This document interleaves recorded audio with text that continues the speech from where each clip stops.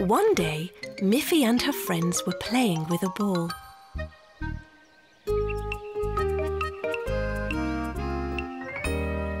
"Let's see who can throw a ball the highest," said Miffy, and she threw her ball. Then it was Melanie's turn. It went even higher. Then Aggie tried. Not quite so high. Just then Poppy Pig came by. "Hello, girls," said Poppy. "I'm very good at throwing balls. May I try?" "OK," said the girl bunnies. Aggie said, "But I don't think you can throw the ball higher than we can." Poppy threw the ball. Up it went, but it did not come down. "What happened?" said Poppy. "Did you see how high I threw the ball? Where is it?" The bunny girls laughed. "The ball is in the tree," said Melanie. "You threw the ball high enough for it to get stuck in the tree." Luckily, the wind blew the ball out of the tree. "OK, let's see how far I can throw the ball this time."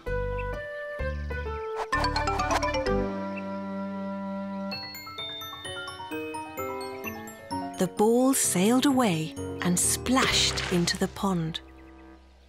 "Oh dear," said Poppy. "I have lost your ball and I can't swim."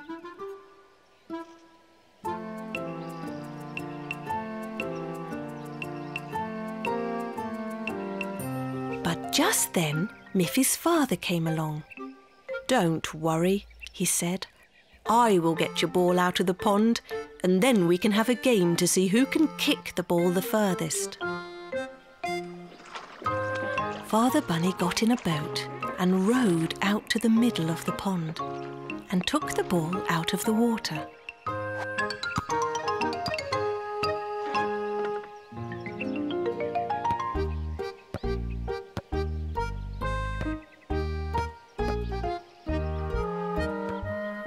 "Aggie, let's see how far you can kick the ball," said Father Bunny.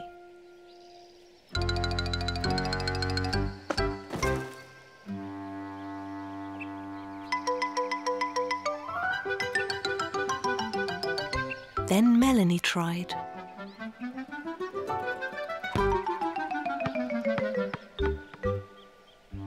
"All right," said Father Bunny. "That was very good. And now it's Miffy's turn." "Now, young bunny girls," said Father Bunny, "I will show you how to really kick a ball." Poppy Pig was glad that she didn't have to kick the ball, but she watched Father Bunny to see how a ball should really be kicked. The ball sailed away straight towards Miffy's house. "Dinner is ready," called Mother Bunny. Aggie, Melanie, Poppy and Miffy gasped. Father Bunny was very sorry about what he'd done, and he was worried that Mother Bunny would be very angry with him. But Mother Bunny just laughed and said, "Well, at least the ball is in time for dinner. Now let's see who can run the fastest to the table."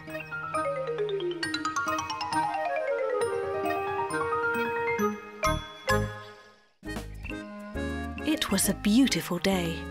The sun was shining, the birds were singing, and the flowers were in bloom. Miffy thought, "This is going to be a nice day." "Mother," said Miffy, "it's such a lovely day. May I visit Poppy Pig?" "Yes, Miffy, but it's a long way and your scooter is broken. You'll have to walk."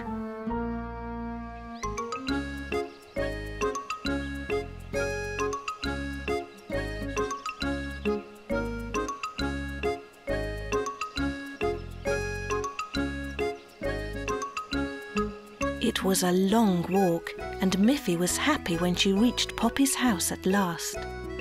She knew that Poppy always had some nice biscuits to eat, When she knocked on the door, she could almost taste those biscuits. But there was no answer, and she looked up and saw a note stuck at the door. Miffy read the note. "I'm off to visit my cousin. Back next week," it said. "Oh, well," thought Miffy. "What else can I do on this lovely day?" She walked all the way back home.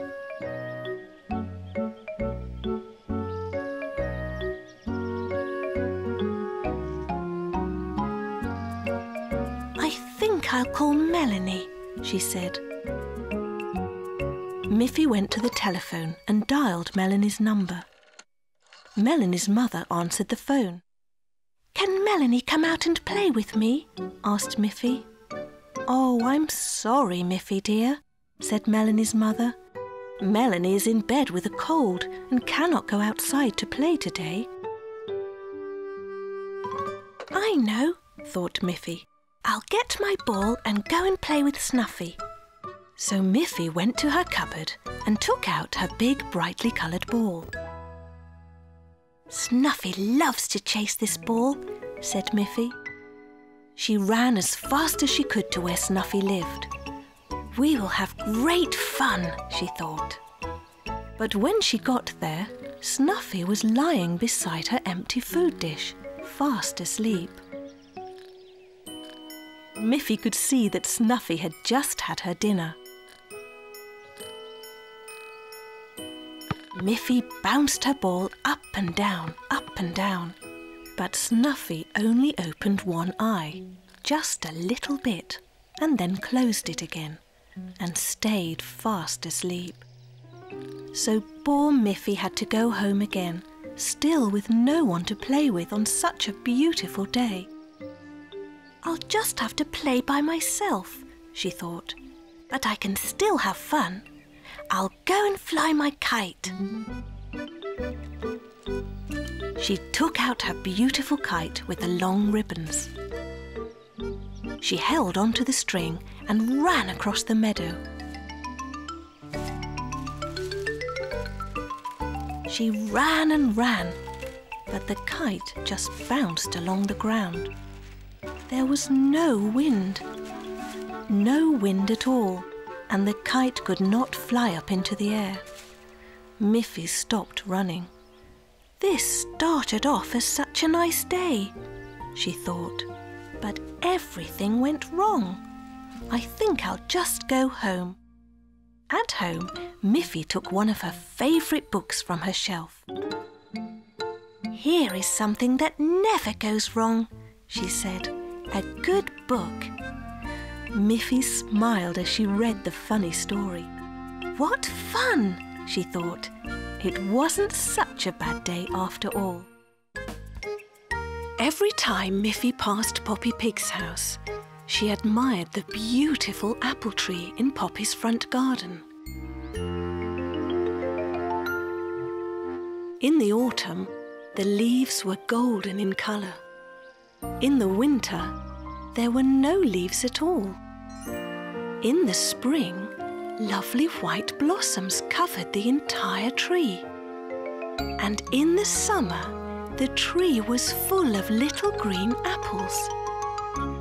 "Oh, Poppy," said Miffy one summer day, "I would love to taste one of your apples."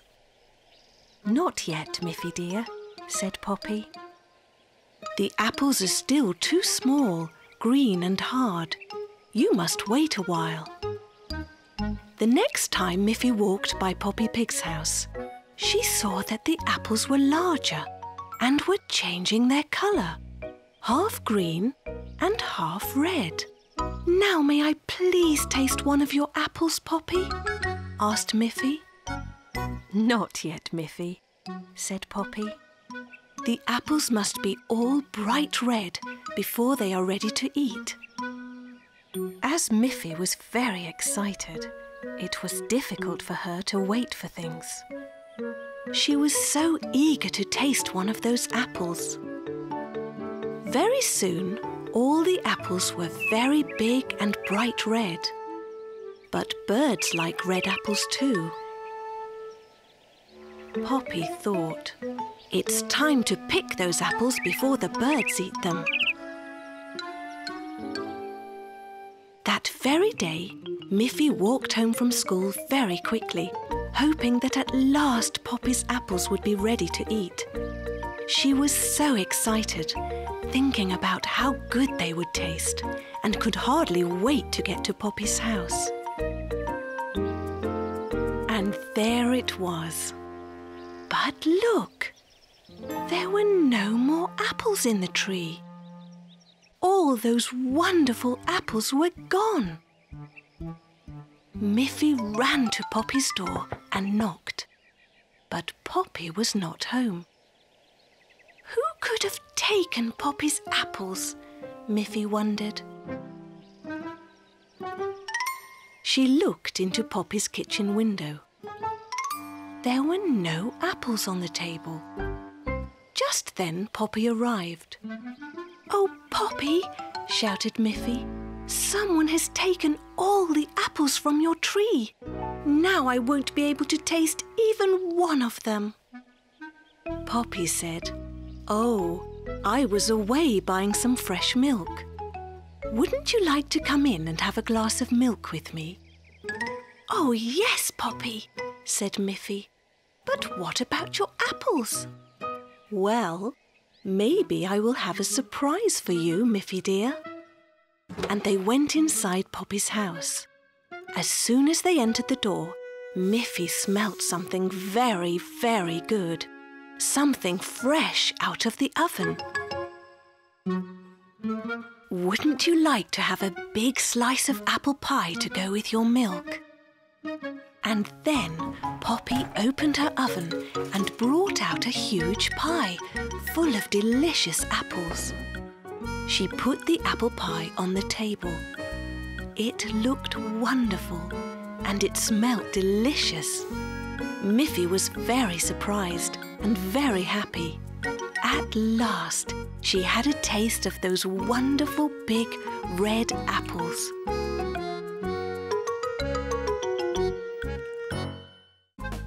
Miffy, Melanie and Grunty were invited by Boris and Barbara Bear to a picnic at their home in the forest. The three friends walked very quickly through the woods to get there. They were all very hungry. Soon they were there, and they saw Boris making a circle out of some stones on the ground. Barbara was preparing lunch on the picnic table. "Hello, Miffy. Hello, Grunty. Hello, Melanie," she called. "I'm putting some of the vegetables from our garden into this pot. We will have a wonderful vegetable soup for our lunch." "Hello, Miffy. Hello, Grunty. Hello, Melanie," called out Boris. "I'm going to cook the soup for our lunch, and you are going to help me cook it. Melanie, you can look in the woods and find some very small sticks to help start the fire. Grunty, will you please fetch some logs from the pile in the back of the house? They will burn hot enough to do the cooking."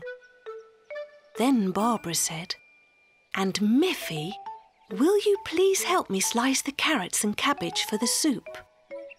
So everyone had a job to do.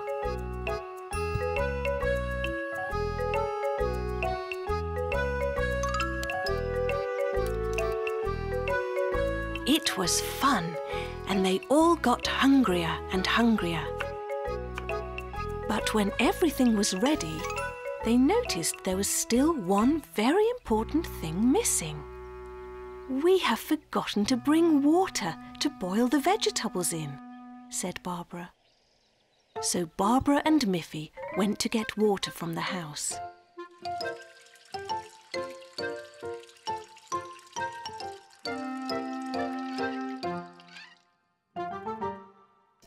Once they had filled the pot, they carried it outside. They placed the big pot full of water and vegetables over the fire.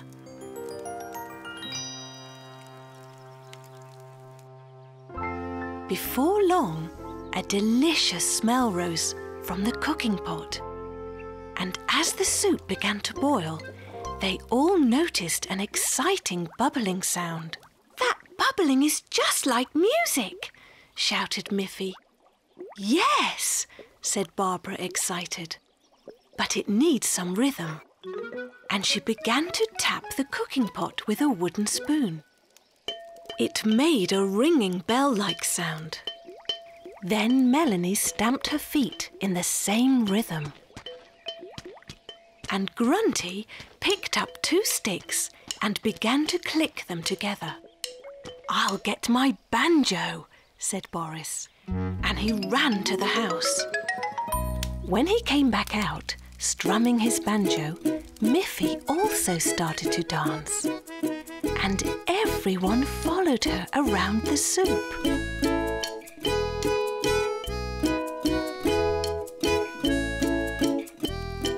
Tapping and clicking and strumming and dancing to the music. It was a real promenade, a real forest orchestra. When they had circled the cooking pot 3 times, the soup was ready at last. The music and dancing had made them all happy and very hungry.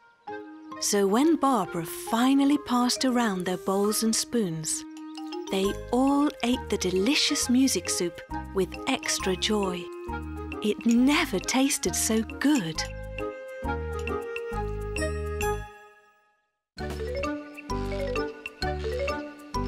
Miffy and Aggie were having great fun in the playground. Look at how they went up and down on the seesaw. They were laughing and going up and down, up and down.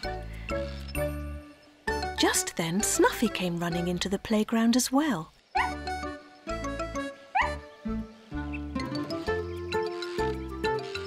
She was wagging her tail and barking happily. "Look, Miffy," said Aggie. "Snuffy would like to have a go on the seesaw too." "No, no," said Miffy. "Seesaws are not for dogs, Snuffy. You can have fun running around, but you would fall off the seesaw."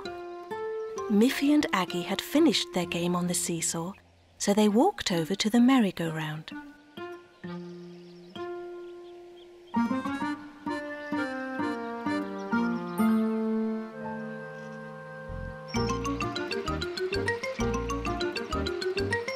They pushed with their feet, and the merry-go-round went around and around, faster and faster.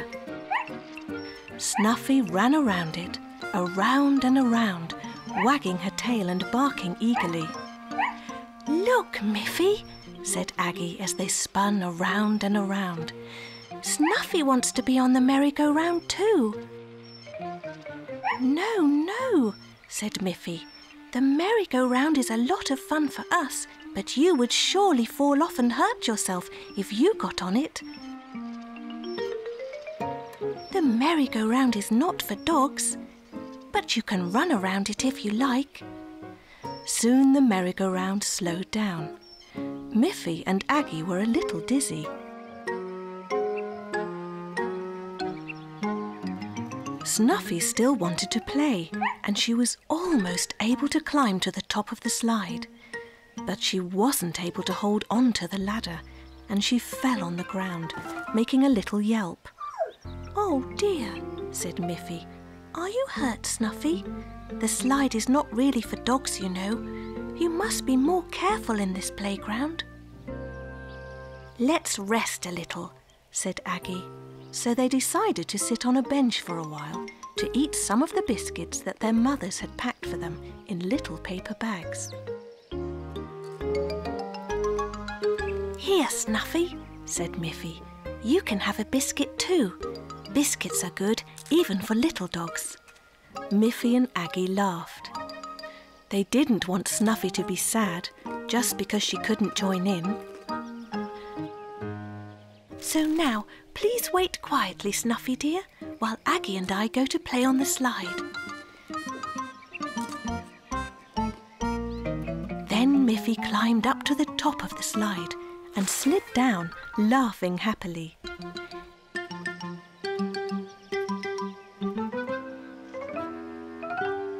Then Aggie Aggie climbed up too and slid down. She also laughed, and while they were laughing, Snuffy ran up and climbed to the top of the slide without falling down.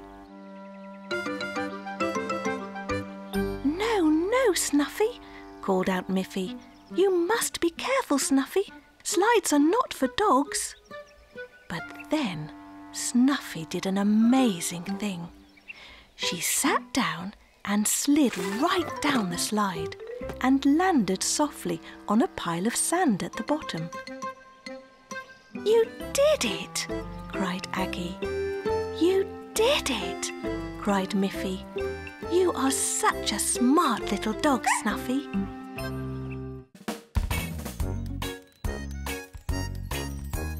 Miffy, Miffy, Miffy, run! With her friends she's having fun. Snuffy, Grunty, Boris Bear, Poppy